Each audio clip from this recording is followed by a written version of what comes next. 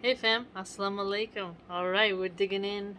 Happy Ramadan to this book that I just love so much by Khalid bin al Waleed, The Sword of Allah. It was recommended by a fan of the channel a while ago, and it was so spot on. I love it so much. If you have your copy, so we can continue our nerding out session, we're on page 154. Alright, and before we get started, A'udhu billahi minash shaitanir rajim. Bismillah ar-Rahman ar-Rahim. Tulayha fled to the border of Syria, where he took up residence among the Kalb. Okay, so Kalb. Tulayha's going over there. His imposturing days were over, but he had not been long with this tribe when he heard that the Bani Asad had re-entered Islam. Okay, so the Bani Asad tribe, they're back to being Muslim. Consequently, he too became a Muslim and rejoined his tribe. Oh, really? So Tulayha's back to being a Muslim and he's back in his tribe. Look at that. He even visited Mecca for the pilgrimage during the time of Abu Bakr, but the Caliph, though informed of his visit, took no notice of him.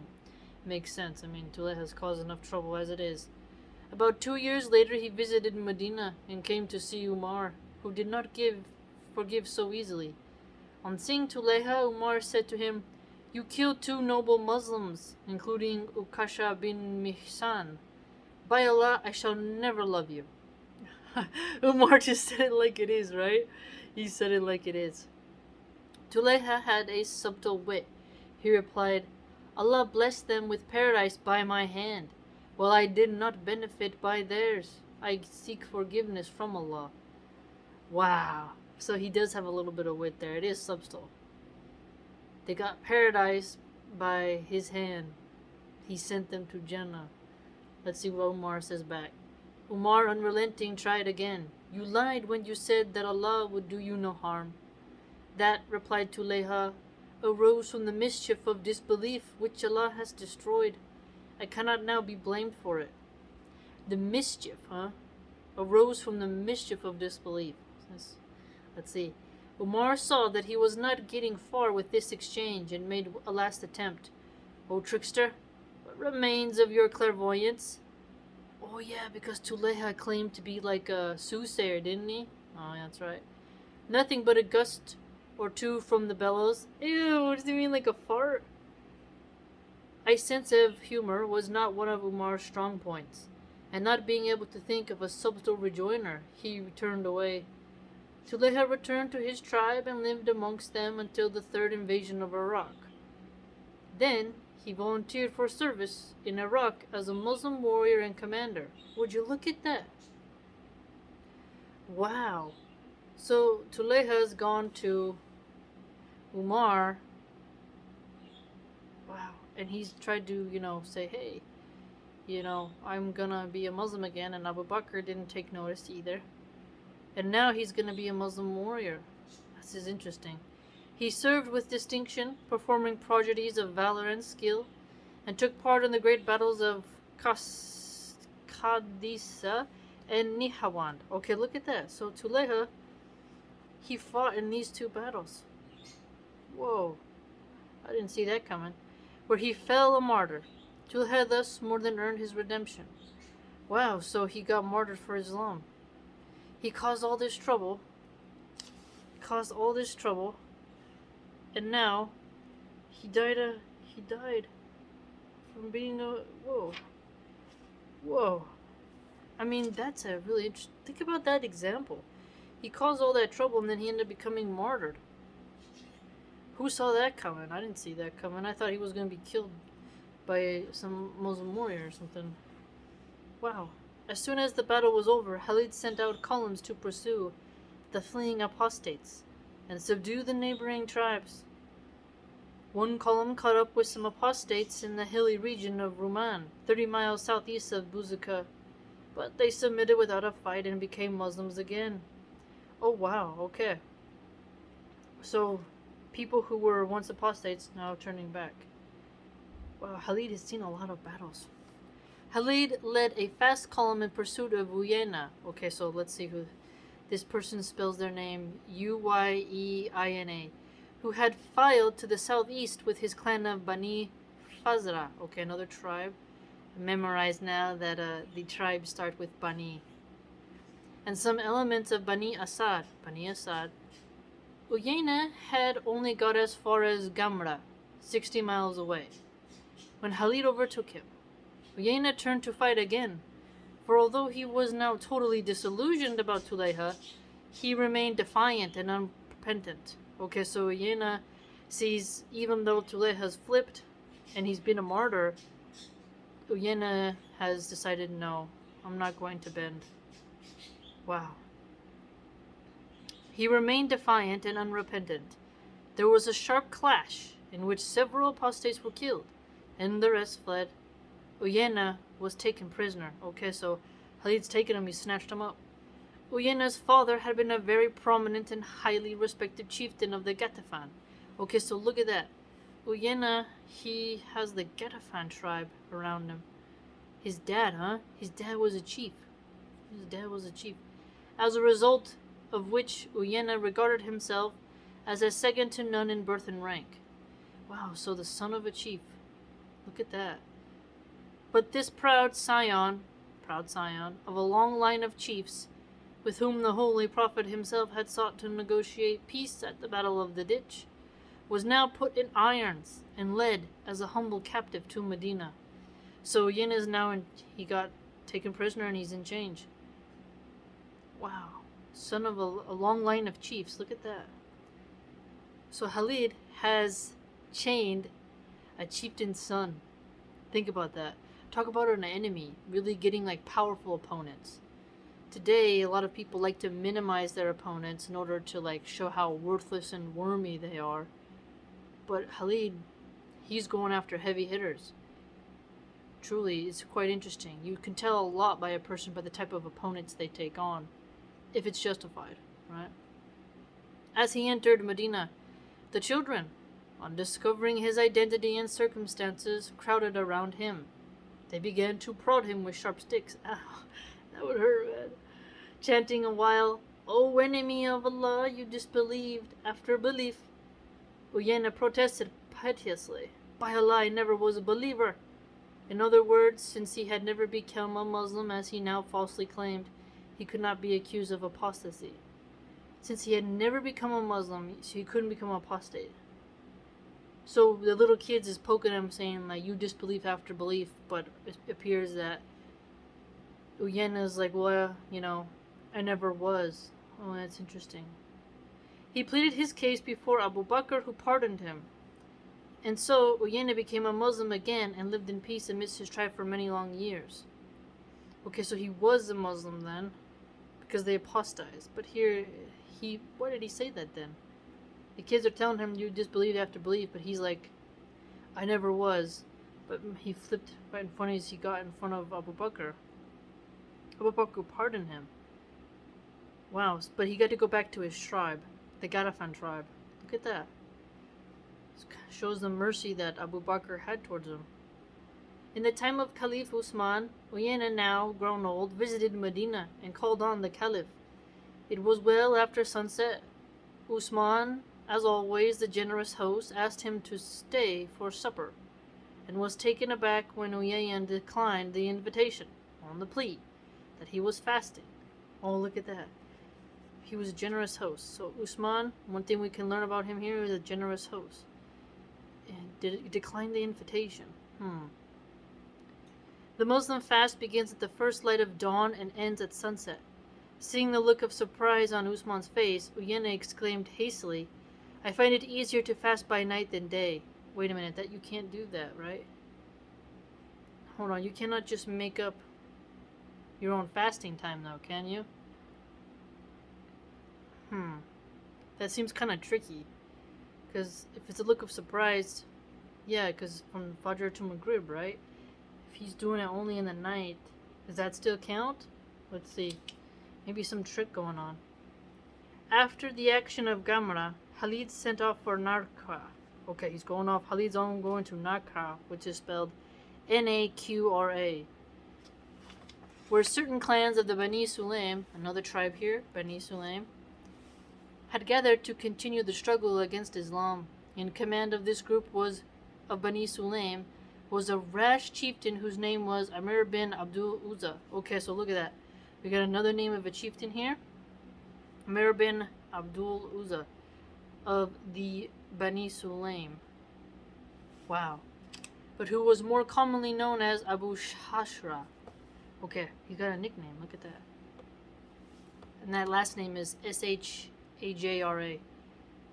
This man had learned no lesson from the defeat of Tuleha, and in order to encourage his men to remain firm in their defiance of Muslim authority, he composed and recited the following lines. Okay, let's see. My spear shall play havoc with the regiments of Khalid, and I trust thereafter it shall also crush Umar. Oh wow, well that's not very... He could have done a little bit more. Play havoc, because that's a nice contrast there. Playing would mean it's not easy, and havoc would mean utter chaos, so his spear it'll be easy for him to cause that much damage with Khalid's forces. And then he uses crush. He could have ended it in a better way. As soon as he arrived at Nakra, Khalid launched his column into a violent attack on the Bani Sulaim. So here we go. So Khalid is at Nakra, and he is selling his forces against the Bani Sulaim tribe. Actually, he had pleasant memories of Bani Sulaim. They had served under him during the conquest of Mecca in the Battle of Hunain, and advanced to Taif. Oh wow, dang. That's strange. So one minute they fight with him in conquest, and at another battle, and an advancement on Taif, and now he has to attack them. That must have been very stressful, man. One minute they are with you, and one minute they're not. The constant flipping. Except for their flight when ambushed in the Hunain defile, when most troops would have done the same. They had served him well, but now they had apostatized and deserved no mercy. Wow, that's a little bit freaky though, because they will know some of his tactics and personality. Those are some of the most dangerous ones, is that they once fought under you, they know your modes, and now they can, have more insight on how to defeat you because you let them get too close. Wow. Fighting against their ex-commander, the Bani Sulaim resisted fiercely for some time and were able to kill several Muslims. But they too found the powerful blows of Khalid too hard to take and broke up. Look at that. They broke up. They couldn't handle it. That must feel weird, fighting against your ex-commander.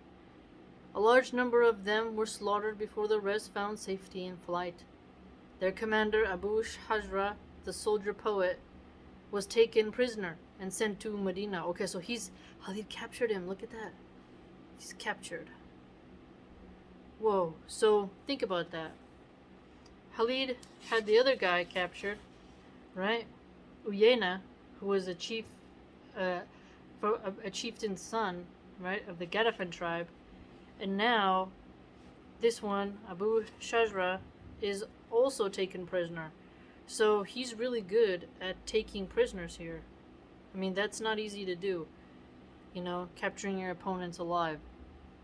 You have to have resistance, and once you capture an enemy, some people want to off them real quick.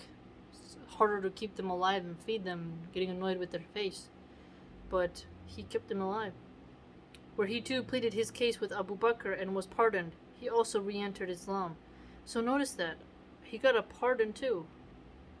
He got a pardon by Abu Bakr. So here, you're seeing an emphasis of sort of mercy, right? And they go back to Islam. Interesting, look at that. In later years, Abu Shajra fell upon bad times. He was impoverished. Hoping to get some help from Medina, he rode thither, tied his camel outside the town, and went in. Soon he came upon Umar, who stood surrounded by the poor, to whom he was distributing alms. Oh, look at that. So Umar, he's surrounded by the poor people, and he's giving out some help. Entering the throng, Abu Shajra called, "I too am in need." Umar turned and looked at him, but failed to recognize him. His appearance had changed much since the days of his apostasy. "Who are you?" Umar inquired. "I am Abu Shajra." Suddenly old memories flashed across the mind of Umar, and he recalled the entire story of the wretched man. "O enemy of Allah," Umar roared, "was it not you who recited, 'My spear shall play havoc with the regiments of Khalid, and I trust thereafter It shall also crush Umar. Oh, look at that. Oh, look at that. That's true, right? So, Umar's giving out alms. Abu Shajra shows up, asking for aid while Umar is doing a point of charity, distributing alms and such. And then he tells him who he is. That also says something, though, about Abu Shajra, because he knows he composed poetry against Umar, yet he's telling Umar to his face that, who he is. A lot of people are very cowardly. You message them or you talk to them, ask them what their deal is. A lot of people they'll even lie and swear by Allah that they don't know, or, people lie and they try to deflect. And they won't tell their enemies exactly what it is they don't like. Instead, they'll gossip in private chats or gossip with their co-workers. You know what I'm saying? There's something to be a little bit respected about a man, a person, a consciousness that will still identify themselves knowing that they have written things against you. A coward will lie and say, I don't know, or I didn't do this, or, be a macho man only amongst his little group. But notice here, wow. Umar did not wait for a reply. He raised his whip, without which he never left his house. Oh, cool. Umar had a whip. Now that is cool, man. Wonder what it looked like. And struck at the man. That is cool. I didn't know like a Muslim caliph carried whips. Well, maybe he did, right? That is really cool. Wow. Abu Shajra raised his arm to protect his head, even as he pleaded, My submission to Islam has cancelled all that. Then the second blow fell. Abu Shajra realized that no amount of pleading would stay the whip of Umar. The whip of Umar. Oh man, I wish I knew what the handle looked like. Oh, that'd be cool, man. Who was clearly in a mood to strike first and ask questions later. Oh, that's funny. He turned and ran as fast as his legs would carry him, with Umar in hot pursuit, brandishing his whip. But he outran Umar, got to his camel, and leapt onto its back and sped away. Abu Shajra never showed his face in Medina again. Oh, that is pretty cool. He got on his cake and he got whipped. Oh, man. Umar has a good memory, though, too. Like, he was able to recite it back. It's like, your enemy... Like, I'm sure, like, Umar was, like, focused on helping, giving alms, and then here comes your opponent. They identify themselves. And, he doesn't fall for the plea here. Huh. It's interesting, because Umar has the whipped him. Abu Bakr, he pardoned 2 dudes. And Khalid has taken 2 dudes prisoner. I think that's pretty interesting. Learning a lot about, like, their modes and ways of acting. Very cool, man. I really like this book. Bani Sulaim tribe, the Gadafan tribe. There's a lot of different tribes here. Very cool.